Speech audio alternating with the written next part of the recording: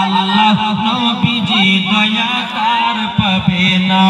হায়রে আল্লাহ নবীজি দয়া তার পাবে না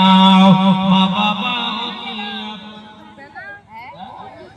মুশরিকদের বাপ মার নামে 500 টাকা দিয়েছে আল্লাহ গোত্রের দানটা কবুল করে নিন জোরে বলুন না আল্লাহুম্মা আমিন বাবা যে মুসলমান ভাইরাও এই সোনা মানিকেরাও ও ভাই আমার দিকে কান্দেন তাইলে বাবা আমরা নবীকে মহব্বত করব কি করব না मोहब्बत करें अंतर থেকে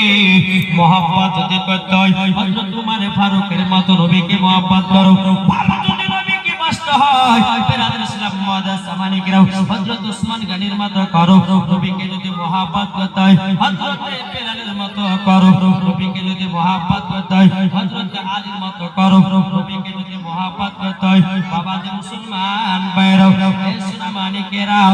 একটা শুকনো খেজুরের গাছের মতো করো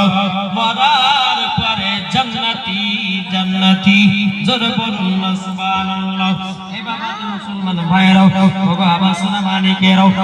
আপনাদের মুসলমান আপনাদেরকে বলতে চাই রে বাবা আল্লাহ পাক আল্লাহ তাআলা যেন আমাদের সকলকে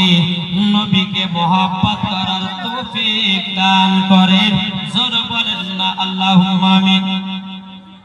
ঠিক না এদিকে তাকা থাকি বস শোনার ইচ্ছা আছে আমি কিন্তু আলাদা মাল কিনতে হয় এদিকে মন দিয়ে শুনে শুনে কেমন করে বানাবো এই এদিকে কান্দেন এই বাবু কি বসো এদিকে কান্দেন না নবীকে কার মতো মহব্বত করবেন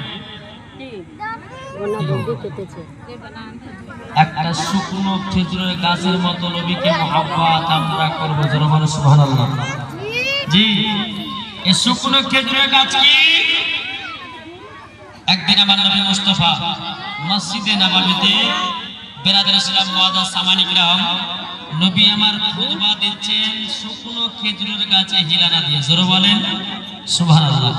শুকনো খেজুরের গাছে হিলানা দিয়ে নবী আমার খুতবা দিচ্ছেন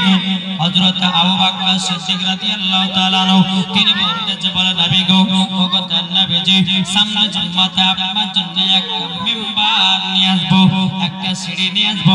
নবী গো আপনি সেই মিম্বারের উপরে দাঁড়িয়ে দাঁড়িয়ে আপনি কি করবেন খুতবা পড়াবেন জোরে বলুন সুবহানাল্লাহ হযরত আবু বকর সিদ্দিক বলছি বলে নবী গো